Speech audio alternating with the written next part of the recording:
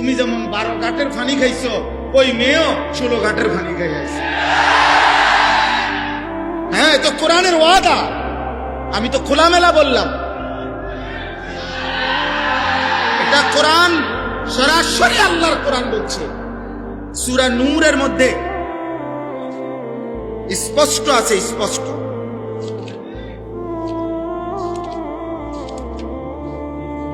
এই দেখো, শুনাই, ওয়াজের উপর ওয়াজ অন্যরা করবে। এই যে দেখো, আয-যানি লা ইয়ানকিহু ইল্লা যানিয়াতান আও মুশরিকা, কোরআন শরীফের আয়াত। আল্লাহ বলেন, ব্যভিচারী পুরুষ যাকে বিবাহ করবে সে কেমন নারী হবে? খোদার কসম আল্লাহ বলছে, ইল্লা যানিয়াতান আও মুশরিকা। আল্লাহ বলছে ব্যভিচারী পুরুষ, চরিত্রহীন পুরুষ যাকে বিবাহ করবে সেই নারীটা কেমন হবে? আল্লাহ বলছে দুইটা হবে, ইল্লা জানিয়া, সেটাও হবে আরেকটা ব্যভিচারিণী নারী, আও মুশরিকা, অথবা মুশরিক কোন বেঈমান নারী।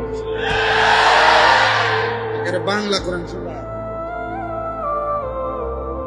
ডাইরেক্ট কথা, বাংলা কথা, মানে কোনো ঘুরানো পেছানো কথা, পরিষ্কার একেবারে সাফ কথা, কোনো ব্যাখ্যা নাই। ওয়াজানিয়াতু লা ইয়ানকিহুহা ইল্লা জানিন আও মুশরিকুন।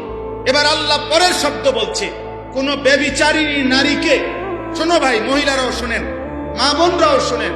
আমরা জানি অনেক মা বোন আপনারা আসছেন, আপনাদেরকে বলি, মুসলমানের কন্যা, মুসলমানের বোন, মুসলমানের অবিবাহিত মেয়ে, তোমাকেও বলি, বোন শোনো, তুমি বিবাহ বহির্ভূত কোন ছেলের সাথে কিংবা মোবাইলে কিংবা রাস্তায় কিংবা সহপাঠী হিসাব করে যেই কোনো পারপাসে যে নারী, যেই মেয়ে, যেই কন্যা বিবাহের পূর্বে কোন হারাম সম্পর্ক করে থাকে, তো আল্লাহর ওয়াদা, কোন ব্যভিচারিণী নারীকে বিবাহ করবে না কোন পুরুষ।